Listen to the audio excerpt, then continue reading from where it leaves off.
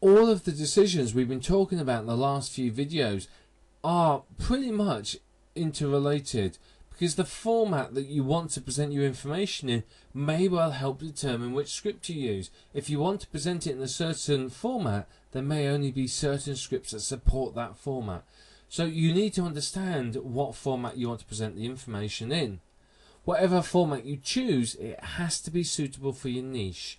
Remember, your niche may or may not respond to particular formats of information, so make sure it's something your niche is interested in. Now, the first is what's been termed a fixed term membership. A fixed term membership is a really great idea. It's a good idea for an autopilot business because the content's delivered over a fixed term. So I can either use a script, or the more popular one is to use an autoresponder. If it's a 6-month course with content delivered each week, all you do is you preload your autoresponder. Members sign up, become a member, sign up to the autoresponder, and then they get delivered the content over a 6-month period. So it's very good. The autoresponder sends it out once a week. No more involvement from you. You can concentrate on marketing it or on other businesses. So the content is sent out each day or each week or each month, depending upon what you're going to do. I wouldn't recommend sending it out once a month for a fixed term membership. That sort of thing. A fixed term membership tends to be a bit more intensive. It tends to be once a week, simply because you're keeping more in contact with your members. You're more interactive with them then, and you're constantly reminding them that you're there and you're someone that they want to do business with. You either bill a weekly, monthly for that fixed period of time. I'd recommend billing monthly. This is very much a psychological issue more than anything else. A lot of people don't like to pay for things weekly. If you bill them weekly, it seems like a lot. You may only be billing them $5 or $10 a week, but they may think, well, that's an awful lot. I'm paying lots of money very often. Whereas if you bill them on the monthly cycle, they're used to being charged monthly. If you think about it, most of your bills you pay monthly. Your mortgage or rent, you typically pay monthly. So people are used to monthly payments. So monthly payments are often much better for this. Now, obviously, they're paying in advance, so you bill them now. That's for the next month's content. So fixed term memberships are very good because of that. Now, the other option is a one-off payment. So this is where you basically they pay once for lifetime access. So again, this would be a good model for delivering a product, for example. It's great for any content which isn't delivered over time. So if you're just delivering a product, or you just want to get people into a site so that they can become members and you can market to them, a one-off payment is perfect. It pretty much can be used for any product in order to make your buyers much more active. Now, the next option is monthly payment. Now, fixed term memberships can often be monthly payments, but they are for a fixed term. Monthly payments often tend to be pretty much until they're cancelled.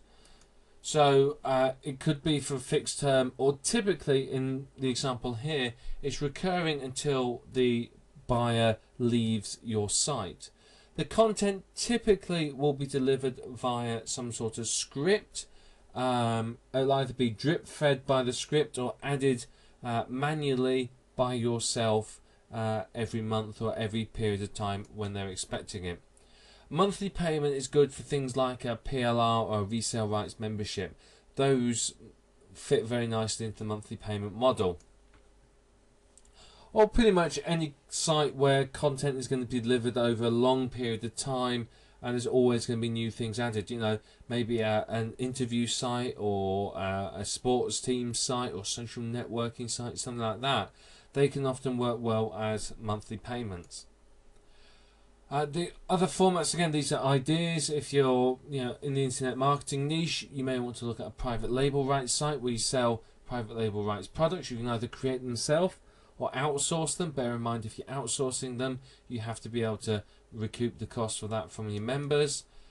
Master resale rights sites, or a combination of the two. Those tend to work very well indeed.